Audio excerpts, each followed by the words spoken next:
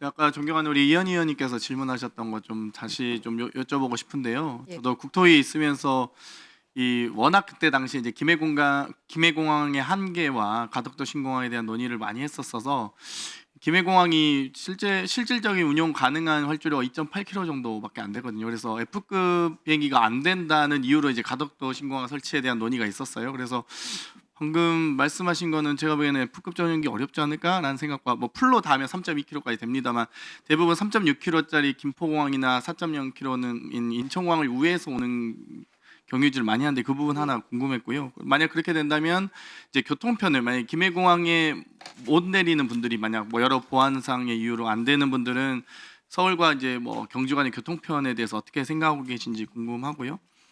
또 하나는 지금 이제 숙박과 참여자에 대한 부분도 여러 이제 국가 단위 참여가 아니기 때문에 지금 뭐 이철우 경북도지사님은 지금 말씀하신 대로 예를 들면 시진핑 주석도 참석 대상이죠. 회원국이기 때문에 예, 그렇습니다. 푸틴 대통령도 참석 대상이죠.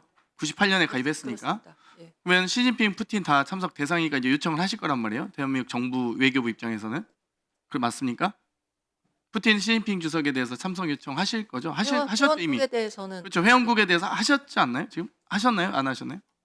아까 말씀드린 예. 대로 회원국이라서 너무 당연히 당연히 하셔야 하셔. 되고요. 그래서 제가 예. 이 당연한 질문 드리는 게 저도 참 참담한데요. 네. 혹시나 또 안 하셨을까? 근데 또 러시아는 좀 상황이 좀 유동적이라고 생각은 했어요. 저는 또 그러니까 전쟁 상황이 있었기 때문에. 네네. 좀 말씀드려도 될까요? 네네 말씀. 초청을 한다 안 한다 그런 것은 아니라고 그렇죠. 말씀드리겠습니다. 회원국들이라서. 이철우 지사님이 얘기하셨던 대로 그럼 혹시나 뭐 김정은 위원장에 대한 초청도 가능한가요? 그런 이야기가 논의된 적은 없습니다만 예를 들어서 비회원국을 초청할 경우에는 뭐 여러 가지 측면의 검토도 필요하고 또 회원국들과 논의도 필요하고 그런 뭐 예를 상황을 들면 알고 트럼프 있습니다. 뭐 만약 정말 국가적 행사로 정말 명예로운 일이겠지만 트럼프 대통령이 참석하고 뭐 시진핑 주석이나 푸틴 대통령이 참석하는 과정에서 또 그 논의가 자연스럽게 이루어진다면 김정은 위원장도 올 수도 있겠네요. 그건 아주 제가 국제적 지금 행사로서. 예측하기는 어려운 네, 상황입니다. 알겠습니다. 예. 그럼 그 교통편 문제 좀 짧게 얘기해 주시겠어요? 제가 알기로는 네. F급 비행기들이 착륙할 수 있도록 그런 여러 가지 조치들을 취하고 있고 국토부에서 계속 검토를 하고 있는 것으로 알고 있습니다. 예, 그리고 네. 그 그러니까 서울에서 경주를 가는 방법에 대해서는 뭐 KTX일 수도 있고 김포공항에서 김해까지 비행기를 탈 수도 있습니다. 그래서 저희가 그 어떻게 경주에 갈 것인가에 대해서는 여러 가지로 시뮬레이션을 지금 하고 있습니다. 네, 좀 시간이 부족해서 좀 빠르게 좀 논의는 정리해야 네. 되겠다. 특히 이제 숙박 시설이나 이런 부분과 다른 이제 국내 시설과 달리 항공 시설은 워낙 또 아이카오나 네, 이런 데 협의 절차를 거쳐야 되니까요. 예.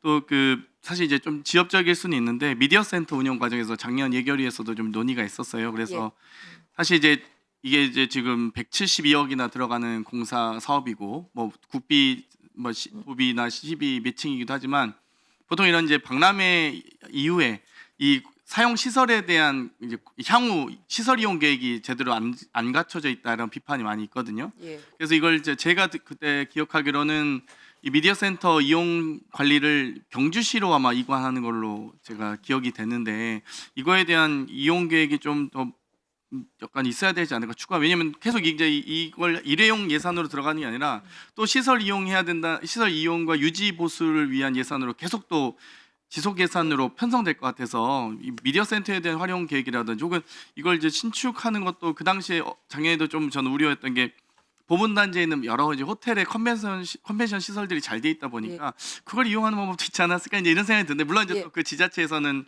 정말 좋은 시설을 또 유치하고 싶은 마음도 있었을 것 같아요. 그래서 이 시설 이용 향후 이용 계획에 대한 부분도 좀 수립이 있다면 좀 예. 한번 말씀해 주시겠어요?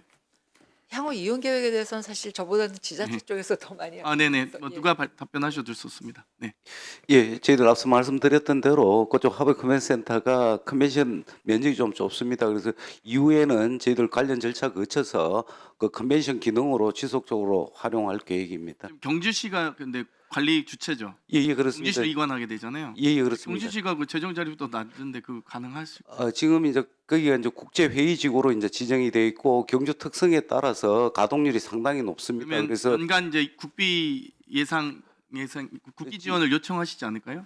지금 저희들이 이제 관례로 놓고 보면은 도와 시에서 같이 운영비 줘서 독립체산제로 이렇게 운영하고 있습니다. 예. 수고 많으셨습니다.